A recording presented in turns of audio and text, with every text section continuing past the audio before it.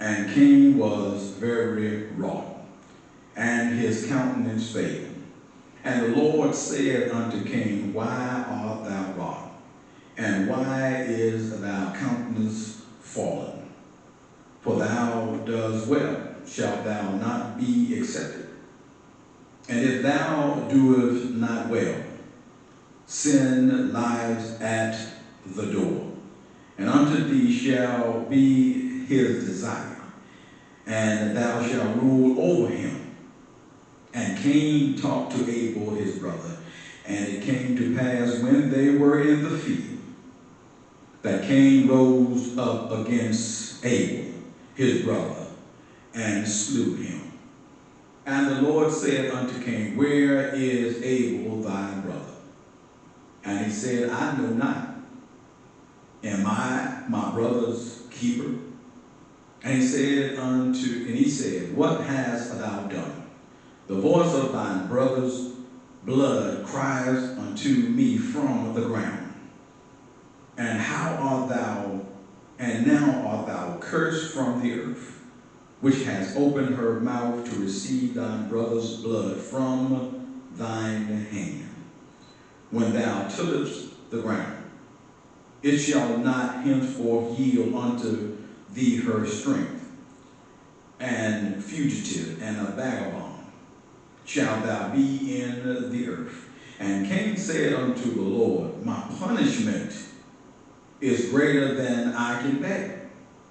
Behold, thou hast driven me out this day from the face of the earth, and from thine face shall I be hid, and I shall be a fugitive and a vagabond in the earth. And it shall come to pass that every one that finds me shall slay me. And the Lord said unto him, Therefore whosoever slayeth Cain, vengeance shall be taken on him sevenfold. And the Lord set a mark upon Cain, lest any find him shall kill him. And Cain went out from the presence of the Lord, and dwelled in the land of Nod, on the east of Eden. You may be seated. Looking back at verse 9. And the Lord said unto Cain, Where is Abel thy brother? And he said, I know not. Am I my brother's keeper? So let's ask that question this day. Am I my brother's keeper? This is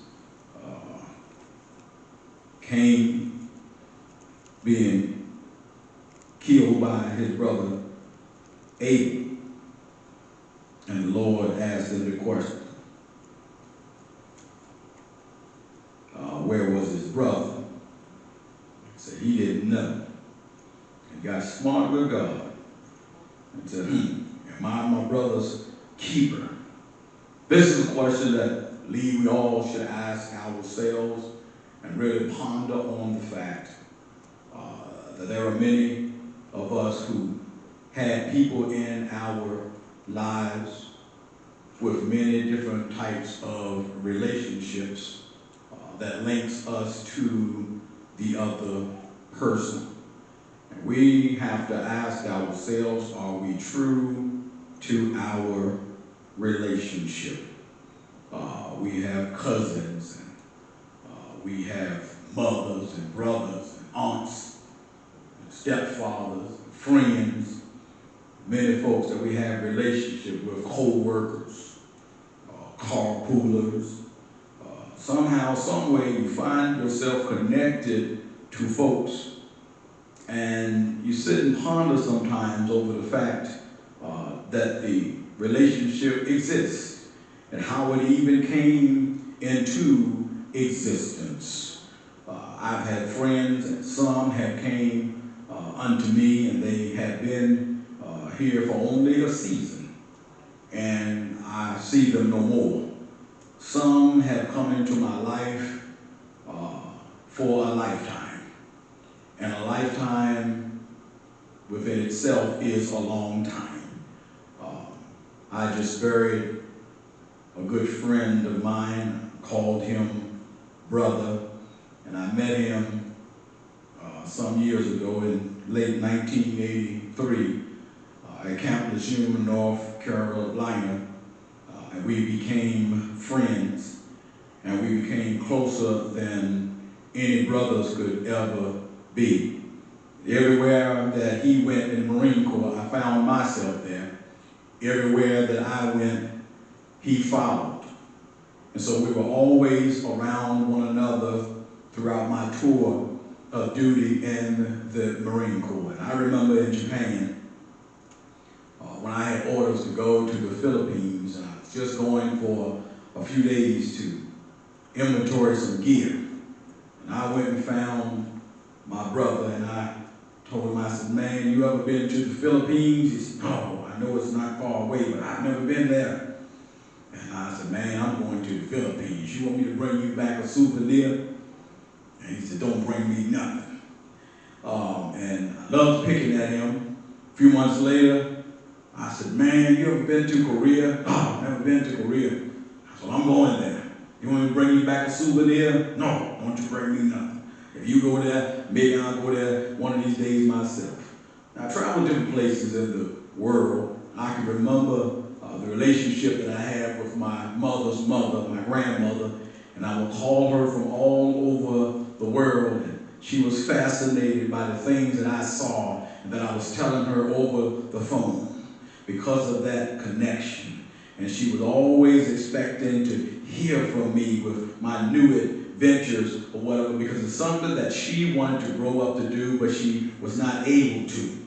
But for me to call her, and for her grandson to be telling her, and she had many grandkids that went in the military and traveled all over the world. But it was nothing like the way that I could tell a story to her, and nothing like how she was just fascinated at the things that she heard flow from my lips. We have good relationships and we have bad relationships.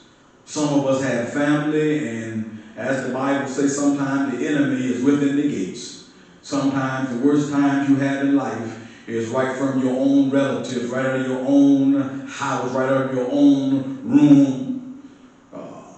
Bible speaks of it, that at the end sometimes mothers are going to be against daughters, fathers against sons, neighbors against neighbors, nations are going to rise up against nations, kingdoms against kingdoms, because folk just can't seem to get along. And we've been talking about that over the course of the last month or so, about the battles within this world and with the battle within us and the things that we have to contend with. It seems like life is always about a struggle. If it ain't one thing, then it's another.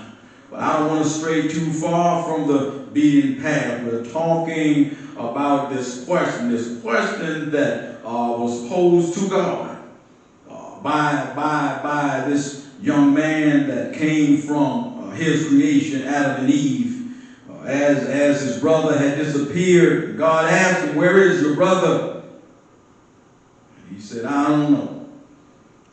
God said, I can sense that your brother's blood is crying out from the ground. You don't know anything about this. Where is your brother? And he asked that question, am my brother's keeper?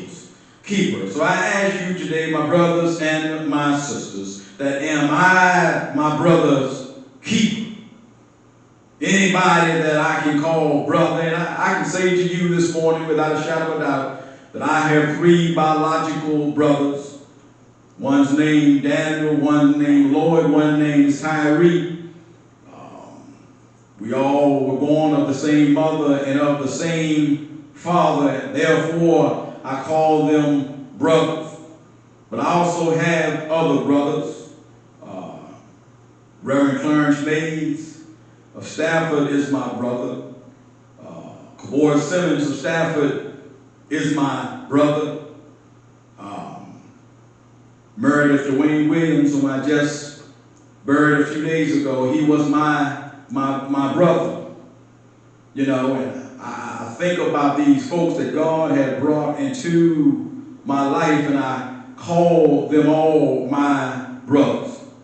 And even though Mert has gone on to be with the Lord, I still will always talk about him. I will remember him because he truly is my brother. And as I said, we met in 1983 and we looked out for one another. We ate at one another's tables. We hunted together, fished together. We cried together. We laughed together. We didn't always get along. We butt heads sometimes. But it was just fun to argue with him, fight with him, laugh with him, play with him. Whatever we wanted to do, we did it. We had a good life. But now somehow it seems as though something is missing. And I can tell you about my brothers that are still here, but what about my brother that has gone on? I often talk about my son that died an hour after he was birthed. I miss my child. Never gotten over it. Talk about it until the day